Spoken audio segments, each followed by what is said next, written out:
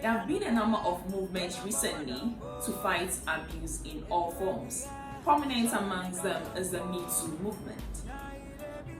We've seen a number of big guns in Hollywood come to their knees through this movement. And prominent amongst them is a docu-series against R. Kelly, where a number of women alleged that he's abused them in various ways. Are victims able to identify abusive situations when they are going through abuse? Are perpetrators able to recognize that they are turning into monsters?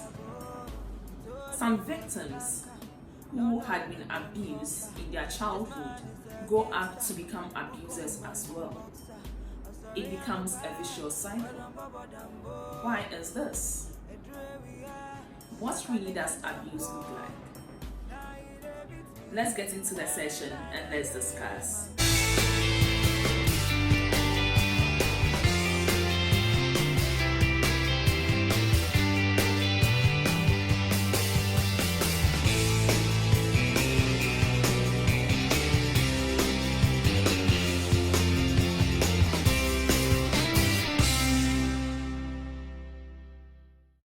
What really is abuse and what does it look like?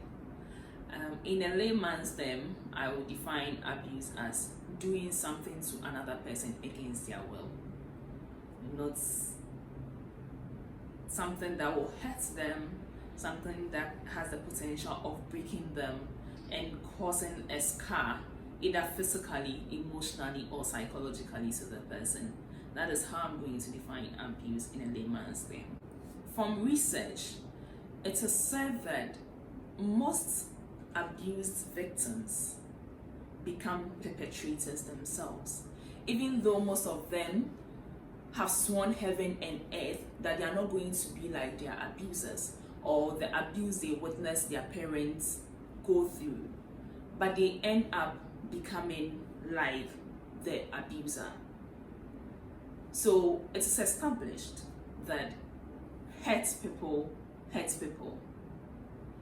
Those who go through pain, those who go through a lot of hurt, end up hurting other people. Why is this? Because that is their reality. See, the nurturing environments of people have a great impact on them. So what they see, if they are not able to get a different example, they exemplify what they have seen. So they get a different nurturing that shows them that what they went through was not right. So they don't have to admit it out to others. When someone goes through abuse, they lose control. They are helpless. So when they grow up, especially children, so when they grow up, they want to feel in charge. They want to feel they are in control of every situation. So these people become controlling, domineering, and also do things against other people's will because that is where they feel empowered. When you listen to the Serial Killers podcast on podcast, one thing runs through. Almost all those who became serial killers were abused, or something valuable was withheld from them, or they were neglected by their parents. So we realized that most of these people pass it on to the next generation. But how do we break that vicious cycle? That is what I've dedicated this channel for the next 2 months to discuss. We're going to discuss how abuse looks like, the different types of abuse, what those who go through abuse feel, how most of them come out, and how to heal. It is only when an abused victim heals that they don't pass on the pain to the next person. Let me give you a very typical example. When a parent, a woman, is abused, most often than not, she pours her anger on her children because she cannot stand up to her abuser. She meets out the pain to those she has control over. So abuse is like a fight for control. Who can you control and who can you mete out the pain to? And most often than not, most people who abuse others don't even know that they've turned into monsters. Most often than not, the victims going through abuse don't even know that the situation is not healthy for them.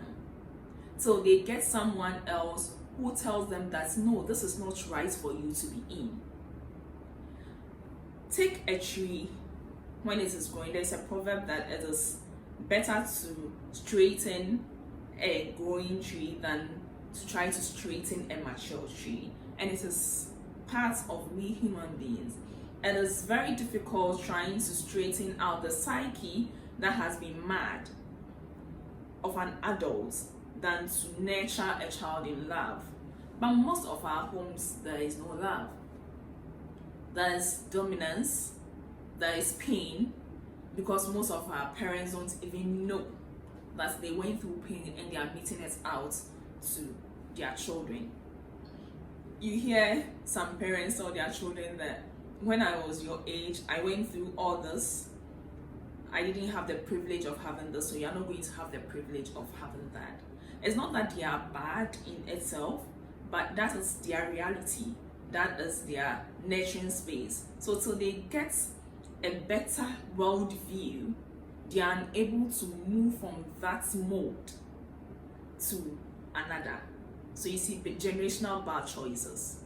We learn from our parents and pass it on to different generations. Some don't learn it from parents, some pick it up from school, because that is how their teachers treat them. So this is the introduction of the whole Hurt People Hurts People series. Are people able to realize that the people who hurt them were hurting themselves? See, when we get to the part of empathy, where we realize that the people who truly hurt us were hurting themselves, we are able to forgive them. Not to reconcile necessarily, but we don't hold it against them because they didn't do any better. And that is liberating. It helps you, the person who have been abused, and gives you the freedom to go and be a better person. We will start off next week with a type of abuse. Let me know what you think in the comment section. See you next week Wednesday. Please don't forget to like this video, share your views in the comment section, and subscribe to this channel.